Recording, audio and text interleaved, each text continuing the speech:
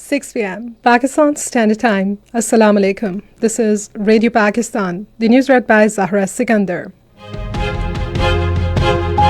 First, the headlines.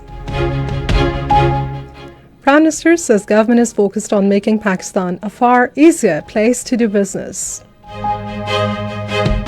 Deputy Prime Minister will visit China to co-chair 7th round of Pakistan-China Foreign Ministers' Strategic Dialogue in Beijing on Sunday. Minister for National Food Security has emphasized continued coordination between federal and provincial governments to ensure food security. Ambassador of Iran to Pakistan has stressed the need to expand bilateral cooperation in areas of shared interest. And Pakistan achieved a landmark breakthrough in Islamic finance this year by issuing sukuk bonds worth over 2 trillion rupees. In Indian illegally occupied Jammu and Kashmir, civil rights groups have urged the international community to take serious notice of escalating state terrorism in the territory. And now the news in detail. Prime Minister Shehbaz Sharif says government is focusing on accelerating growth, expanding exports, and making Pakistan a far easier place to do business. He was virtually addressing a ceremony in Islamabad today regarding economic reforms. The Prime Minister said these economic governance reforms represent the next phase of Pakistan's reform journey, marking a shift from crisis management to institutional building. Shehbaz Sharif said that over the past 2 years, Pakistan has made real and measurable progress. He said inflation has fallen sharply from 29.2% to 4.5%, while foreign exchange reserves have been more than doubled from $9.2 billion to $21.2 billion. He said the current account has moved from a $3.3 billion deficit to a $1.9 billion surplus. Deputy Prime Minister and Foreign Minister Ishaq Dar will visit China to co-chair the 7th round of Pakistan-China Foreign Ministers' Strategic Dialogue scheduled to be held in Beijing on Sunday. The Foreign Ministers' Strategic Dialogue is the highest consultative mechanism between Pakistan and China, providing a structured platform to review the entire spectrum of bilateral cooperation as well as regional and international developments of mutual interest.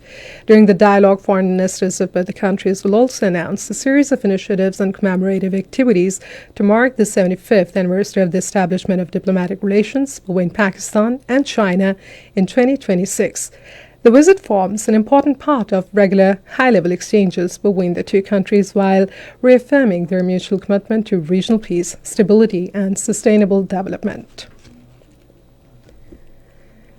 Deputy Prime Minister Ishaq Dar received a telephone call from Governor of Tabuk, Saudi Arabia, Prince Fahd bin Sultan bin Abdul Aziz. Recalling their positive past engagements, Prince Fahd bin Sultan extended an invitation to the Deputy Prime Minister to visit him in Tabuk. The two dignitaries expressed desire to expand cooperation in areas of mutual interest. The Deputy Prime Minister appreciated Prince Fahd bin Sultan's personal interest in fostering and promoting Pak-Saudi relations. Minister for National Food Security Rana Tanveer Hussain has emphasized continued coordination between federal and provincial governments to ensure food security, stabilize market, and support farmers through timely policy interventions. He was chairing a meeting of the National Wheat Oversight Committee to review the wheat sowing progress for Rabi 2025-26 in Islamabad today. The federal minister assured that there is no shortage of wheat in the country and sufficient stocks are available to meet the national requirements for the current food year. The committee reviewed province-wide wheat sowing progress. Interior Minister Mohsin Naqvi has sought a comprehensive plan to further increase the resources of National Police Foundation. He was chairing a meeting during his visit to National Police Foundation in Islamabad today. The Interior Minister emphasized that National Police Foundation be made a highly active and dynamic institution for the welfare of police personnel. The meeting decided to send 10 inspectors, sub-inspectors, and ASIs from across Pakistan every year on scholarship for police-related courses abroad. It was decided that National Police Foundation will bear educational expenses of the sons or daughters of 15 constables who to secure admission to Pakistan's top universities.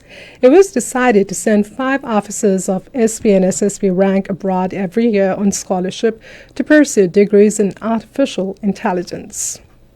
This is Radio Pakistan. Ambassador of Iran to Pakistan, Reza Amiri Moghadam, has underlined the importance of further strengthening bilateral ties in all areas of mutual interest, particularly media, culture, and people-to-people contacts. He expressed these views while talking to Director General Radio Pakistan, Saeed Ahmed Sheikh, during his visit to Pakistan Broadcasting Corporation in Islamabad. The Iranian ambassador said Pakistan and Iran are brotherly nations tied in strong shared bonds of history, culture, and religion.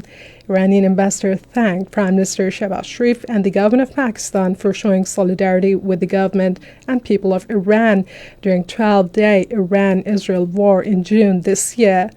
The ambassador invited the Director General Radio Pakistan to visit Iran to have mutual consultations for enhancing media collaboration between the two countries. Pakistan achieved a landmark breakthrough in Islamic finance this year by issuing sukuk bonds worth over 2 trillion rupees. 61 sukuk bonds were issued under fixed and variable rate returns with maturities of 1, 3, 5, and 10 years. Pakistan's first green sukuk achieved historic success and was oversubscribed by more than 5.4 times due to stronger investor interest. The Revolutionary Reform Mayors of Special Investment Facilitation Council have stabilized Pakistan's financial and investment sectors. All branches of commercial banks will observe extended working hours till 10 p.m. tonight to facilitate taxpayers in making over-the-counter payment of government duties and taxes. The step has been taken on the advice of State Bank of Pakistan. The banks have also been advised to ensure uninterrupted availability of their online payment channels to facilitate taxpayers in online payment of government duties and taxes. At least 14 people died and several injured in a road accident between a bus and a van near Kili Fakir on Faisalabad Road in Jhang today. Deputy Commissioner Jhang Ali Akbar Bhinder has directed the concerned authorities to ensure prompt and best possible medical treatment to the injured. Speaker, National Assembly Sardar Riaz Sadiq visited the residence of former Prime Minister of Bangladesh, late Khaleda Zia, in Dhaka. He met with Khaleda Zia's son, Tariq Rahman, and daughter and expressed deep grief and sorrow and condolence on the passing of their mother. Khaleda Zia's son and daughter thanked Speaker Sardar Riaz Sadiq for his condolences and for attending the funeral prayers. The Speaker also met with Bangladesh's National Security Advisor Khalilur Rahman and conveyed condolences on behalf of President and Prime Minister of Pakistan. He also held a meeting with Bangladesh's law advisor and discussed matters of mutual interest. In Indian illegally occupied Jammu and Kashmir, Indian police conducted a raid in the outskirts of Srinagar, further tightening the noose around civilians under the Draconian Unlawful Activities Prevention Act. According to Kashmir Media Service, Indian police sealed off the area during the operation and subjected the locality to restrictions, checkpoints, vehicular searches, and body searches, creating fear among residents. Indian forces also launched massive cordon and search operations in the Bhalisa and other areas of Doda and Kishtwar districts. Joining contingents of the Indian Army and other forces initiated search operations in the dense forest of the Bhalisa belt in Doda district. The civil rights groups have urged the international community to take serious notice of escalating state terrorism in the territory. United Nations has appealed for $1.7 billion funding to provide humanitarian assistance to nearly 18 million people in Afghanistan. The United Nations agencies and humanitarian partners have warned that Afghanistan is expected to remain one of the world's largest humanitarian crises during next year. And finally, the weather.